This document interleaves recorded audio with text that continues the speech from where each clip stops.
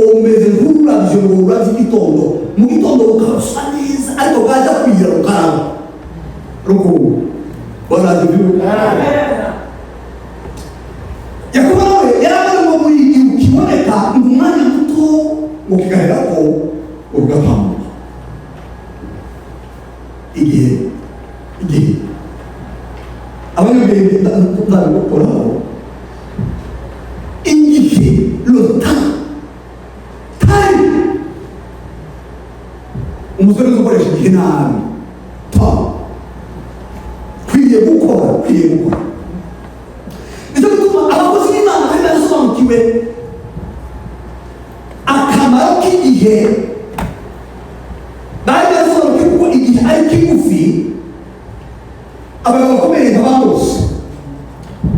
Bina masih kesuasa, orang gukora ngo isi yacu uri gutoza umutima iyo bitegereje basema abakozi b'Imana bakorera bazo utwigisha ku bantu uburyo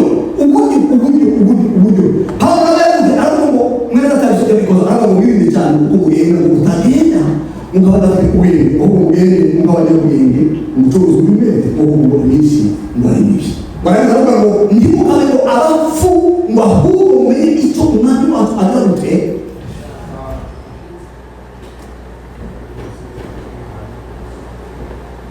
your business they are busy finding out your places of God. By this time of we must be making opera kineza in your business you have pilgrims you have fuka the voyageurs they have fuka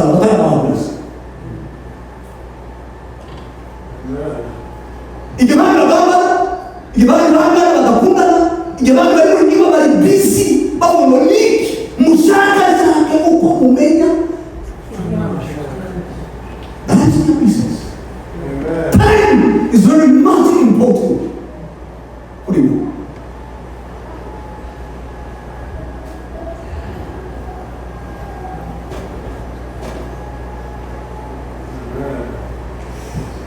I was in Mother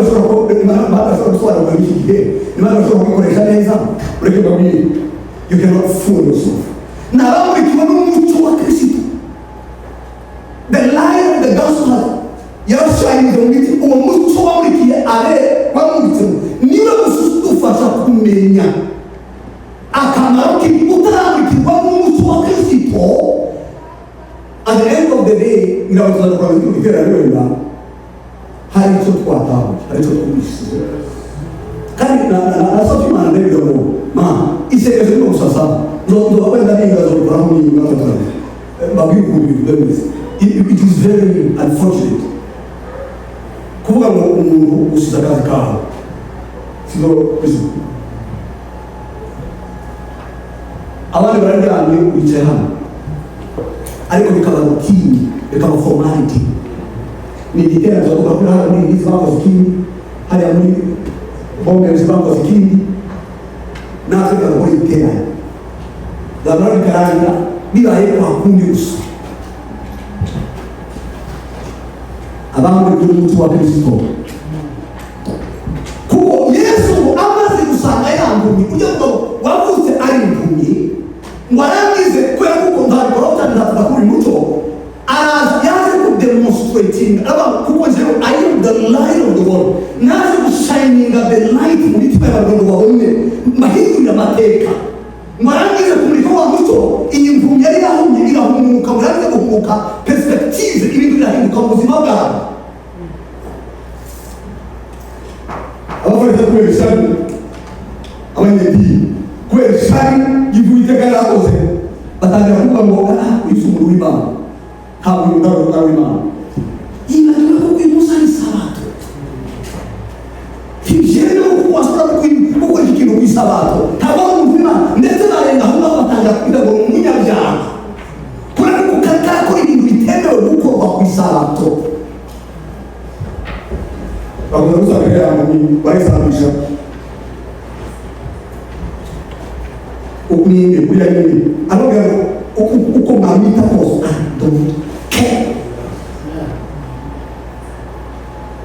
gusa icyo zimuko nari impumyi ariko umna icyo uko mamita kose icyo zamana ni transformation yabaye muzibakaje nari impumyi blind but now nazo kumaras muzibakaje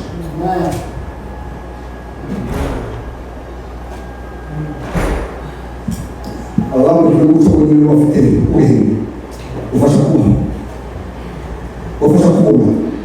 ukimanisha udafite umuco ndi muvandimwe nduto yavuze aravuga ngo ijambo ry'umusaraba nabwo tukari komuniki mbari ko kutwe ko bakizo muri ngo nibarayiki waravuze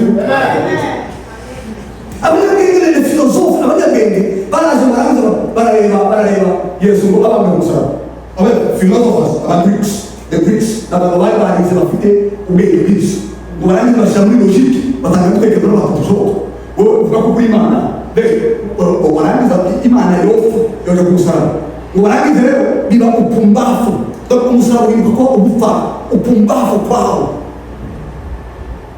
abagirikina abayuda nabo bavuga bishoboka the Messiah Masiya dutegereje ntabwo ari umuntu uzapfa kumusaraba ntabwo bizoshoboka niba niba Mesiya ugiye gupfa kidoshoboka bahinduka kuba igisitaza ari igisitaza kuri bo ariko abahamagawe abasobanukiwe abamurikiwe mu muco ngo barangize Yesu abantu bakavuga ngo pawo imbaraga z'Imana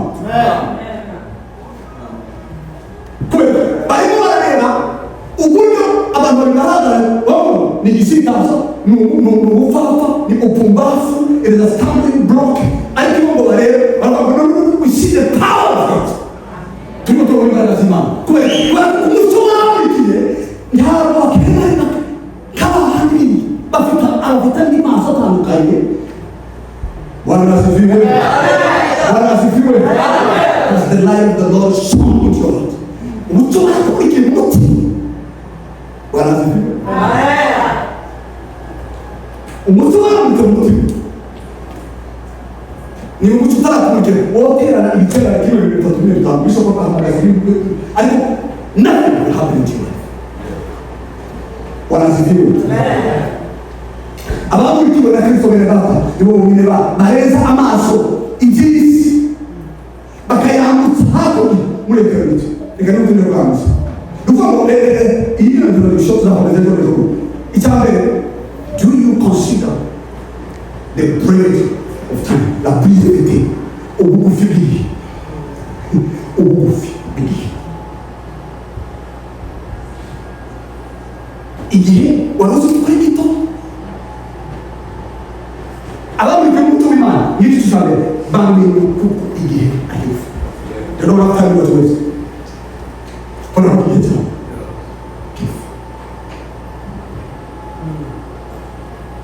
izabwira kandi abamurikiwe n'umwuka w'Imana mu mutima yabo uriya muco w'Imana wamuritse ni ukuvuga ngo bafite imitekerereze y'iteka ryose they have eternal perspective ntabwo amaso yabo bazarengera ibiri aho ngaho ibi bitandura azabirenga akagenda akambuka hariya muri gakondo muri kiriya gihugu ntazareba hano amaso yabo azarengera hakurya y'aho actually kimwe mu bintu pastor bishop bituma abantu badakora nuko amaso yabo ntazahora ari muhima naho gusa wanavuga amen mwari mwakora nakoze analysis hari analysis nakoze usanga abakristo benshi kuri n'ubu bari motive n'ibintu bibiri icyo cya mbere bari motive n'ikintu twita ngo self-centeredness okay so sinshaka gukora ni bizi ku byanjye sinshaka kwagura ubwami ni bizi they are all about your self-centered it's about me they are also being Mr. Self that's how we call it abandi bafite ikibazo n'ufite na vie irari yo hasa iterano umuntu akakubwira ngo ndashaka gusenga akondisiyo ke donc imana intense no God does not own anything tate bibaga gufitiye yana muri mbara gukora ibyo muzakora byose muzavuga tate bidari imana igufitiye abantu basanga bari motive donc irari byarishe donc ndasenga imana nashigirire neza imana igero no you cannot condition God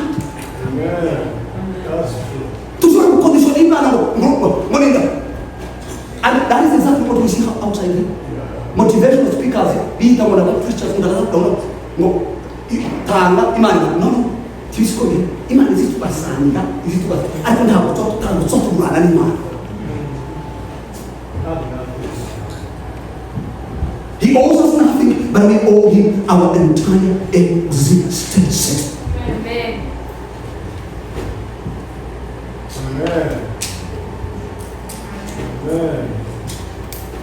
Iyo ufite n'ibitekerezo y'iteka abantu nibo twita hero heroes ntabwo baza bagira ikintu na kimwe kubera kuko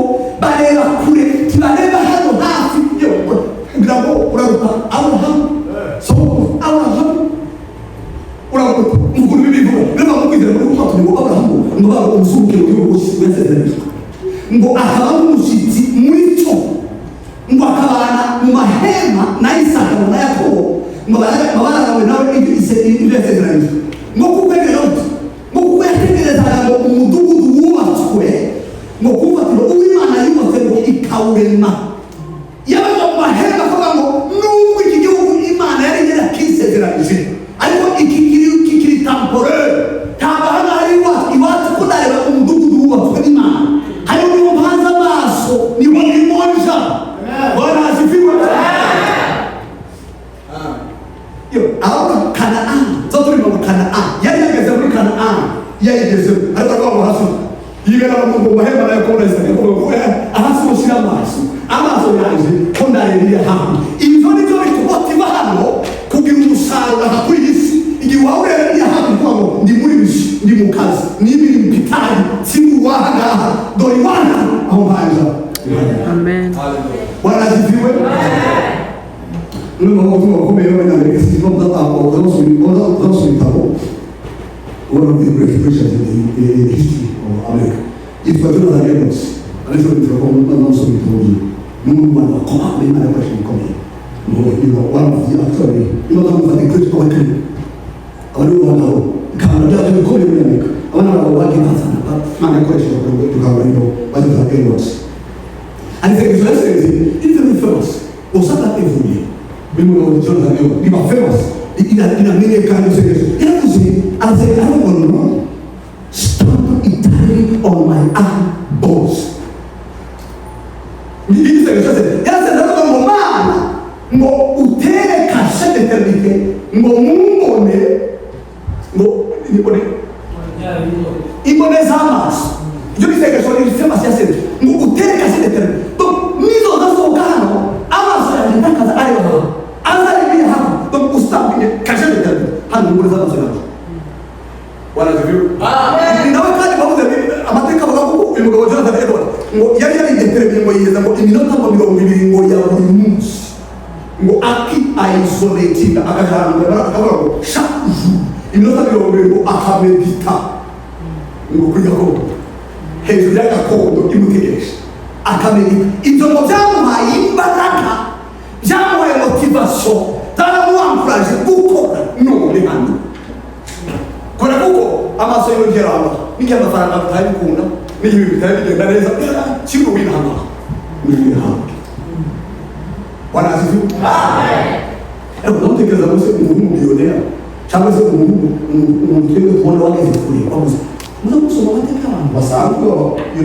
popular guys tuzi umuntu amenya kiyo twebwe arimo tukaba umuserebure umuntu ukomeye umuntu uyobohetse ariko hagira note akiyo kweli na niyo kuri hari abantu wewe sasa C.S. Lewis muri Parlement yatanzwe utakiwa C.S. Lewis actually young philosopher ariko Kristo he was described as the greatest apologist of the 20th century. Donc apologist no como defend la Kristo kwa Kristo. Donc yari described as the best wanafanze imisele ya Kristo muri histoire ya Kristo. Kantando story yeye mwanasema yeye ni literature bogoro ikisha Brexit ibas yo bogoro ikisha Cambridge University ayo na university akome yo bogoro yego kisi yego philosopher wamenima mwarangize umebala wewe ariko mbaba nako ndeka kuya kwa ruziko yusomye ko byanditse donc ngara mutari ko wasoma if you read history you will find that the Christians who did the most for the present world were just those who fought most of the next. Ahubwo nusoma amateka y'abantu abantu bagize gute bakoze ngo ibintu bidashikira donc ibintu bitangaza bakisi by'ubutwari n'abantu bafokasingaga barebaga mu gihugu cy'isha ari hakurya n'abantu bafokasingaga mu gihugu kiriya kindi bagiye kwinjiramo abagore b'Imana bakoresheje ibitwara bikomeye hano kuri isi niba ufokasinga kuri ibi byaha ngaha don't expect me not to be used by God as you kuvuza ukuri kw'Imana. Hanga zote zimavani yaravuze ngo niba marazo mu kazi muje kure muje gushaka ibihezo niho Kristo ari ngo yicaye mu byo bw'Imana ngo muje muhoza umutima kuri hejuru aho iki atari kubiriza. That is the evidence. That's the indication. Niba rero navuga ngo nasuka kwa Kristo. It is not about what talking about. Uza be demonstrating. Bizagaragara mu kuna uzahoza. Amaso yawe aho Kristo ari. Uzahoza umutima wawe aho Kristo ari. Umuntu yigeze ku murongo muri supermarket. Ngwarabize. Ini watu brother. I don't know. No, I think back. Yeah. Uteke to go serving. No, what is it? But you scream. No scream. Porque abantu bari kuranga. Hari n'inyamaswa. Ibiremwa by'Imana yari kubera ko cyamanye. Ari umugume. Ari ha. Uzo mutima ko ari kuri bank arategereje ko serving. Ngware ari bizu mutekere. Inyamaswa nasikuzigaho. Dada n'uzi. Ibi byose umwana wabiri. Warabize atanga amasura kuza. No ndara n'ukwero. Wa, zagize. Hari ko bise ukwishe. Ariko kona ahantegereje banki kukizavi. Tangaza ko nyibyo datahe. Ndarebye hariya ndatangara ndaramya numva umunezero niyo mpamvu ndise. Kore kuko ndaramya. Urumva no muri banki ategereje umutima w'uhehe. Yes. Yaravuze ngo aho utuzi bwa muri uraza umutima wawe. Ni umutima wawe. Friend, reka bakeke what you love most will determine how you live and how you serve. What you love most will determine how you live and how you serve. Icyo ukunda cyane cyakiroza umutima cyane ijya top priority mu buzima bwawe nicyuzuramye. Niyo mana yawe uzurane kuko yawe aho umutima wawe uri. Iyo niyo mana yawe niyo uzuramya. Yasabye gute? Yaravuze ngo ubundi twiteka iki? Imana yawe umutima wawe wose n'ubugingo bwawe bwose n'ubwenge bwawe bwose n'imbaraga zawe zose. Abraham ngo bashaka b'Imana n'ubukira bwo papa. So we are going to have the top priorities. Ariko donc ikintu kuri umutima wawe n'ubwenge bwawe n'imbaraga zawe icyo kintu nicyo top priority hejuru y'ama priorities yose. Ikindi rero ushyira hejuru kureba icyo Imana yavuze. That is the kind of God that you worshiping. Uzosawe DEBERA either the top priorities ba uzi leje urashobora gukora ugakora cyane ugapakaza cyane but at the end of the day bikarana hakintu kugira gute hakintu kura ko iyo uje kugera ku bintu muzikora kwa muzo musanzwe uzugira priorities zo mu bintu byose no bikoze kagucira kabivuga kangara oya ariko ngo priorities zanje ngizi. Without the priorities, you will serve, you will work hard, but at the end of the day, nothing you get. I don't want to be. As what the priorities that I'm giving, I'll give you put the priorities. It's education, for instance, my family, and this and this and that. It's in the priorities. You don't give us put the ones. You can see Baragazan resources. Program. Don't gas as I'm getting the community. I think the priorities of Muslim God. Usually, so priorities in my head, the belief level, the top priority was no Niman. Christian top priority was about. If I am not the top priority in your life, then you have me so soon. I will need my power.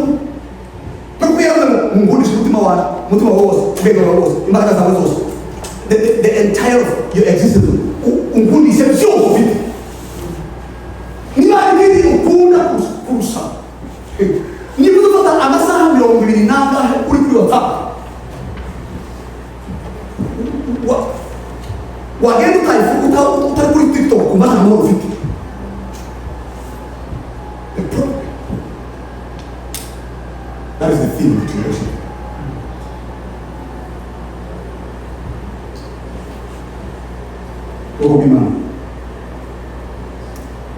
Let me finish by asking you this question. What is the chief end of man? When I'm going to what I say now, my goose that all the Catholic Jihad, what is the chief end of man? Niente venimo kumuzbagawe. Niente venimo kumuzimagawe. Nuko ntaembakte nime ushobora kuzana mugami, ntaembakte nime ushobora kuzana mwisi utaramenya the ultimate purpose. Intego nyamukuru kubuzima bwawe. Ibyo ntakinvogera ngo kuri kwimana. You cannot.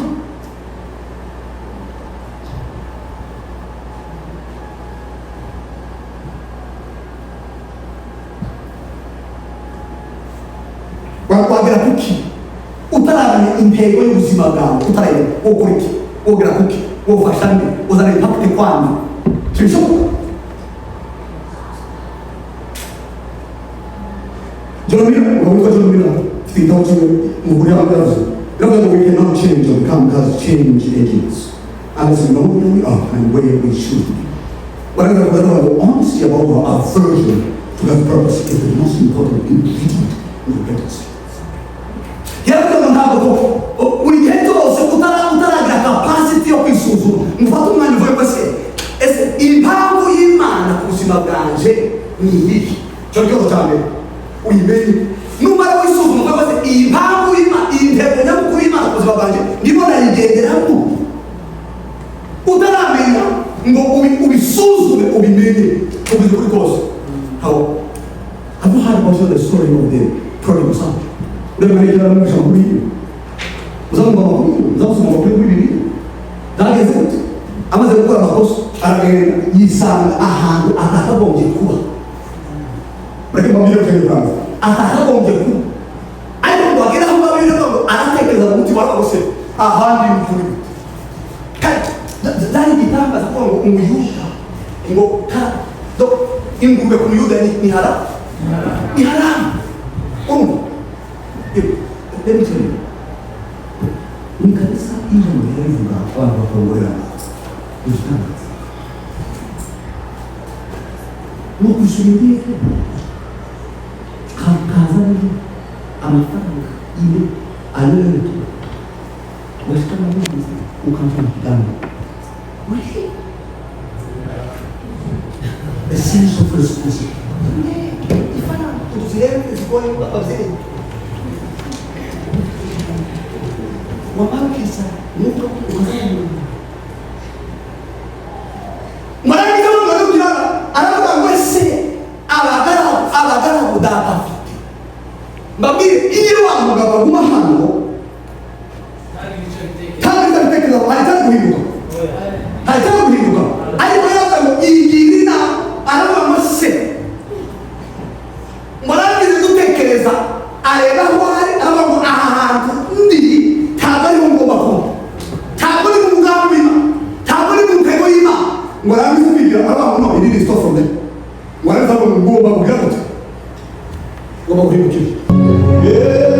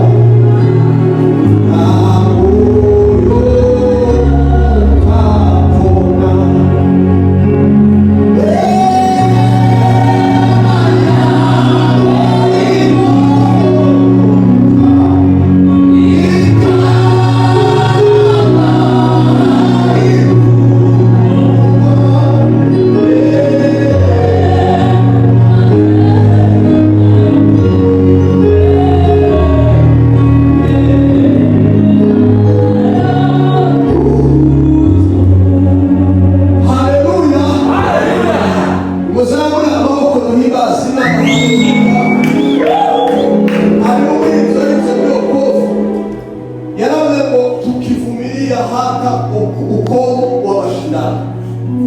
Sema amen. Nituyangana kugeza igihe tuzoba tuzi mwijwi niho tuzasanga ibintu byose twize.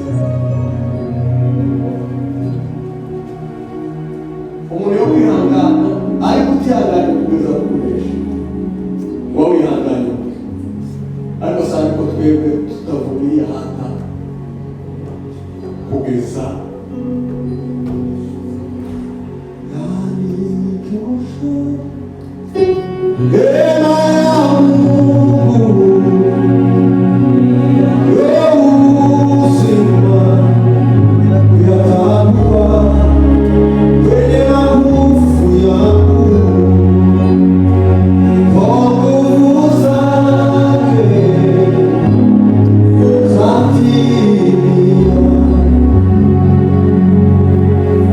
Yani tosha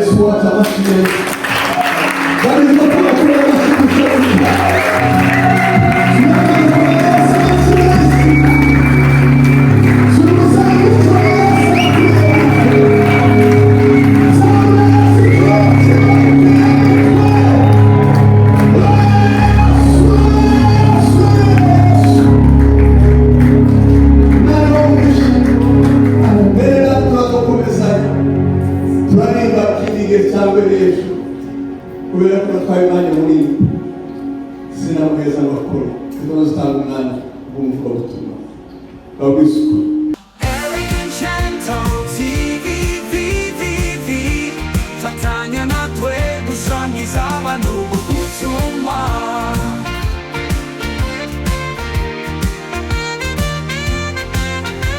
Fatanya natwe gusangiza abantu ubutumwa. Fatanya natwe gusangiza abantu ubutumwa.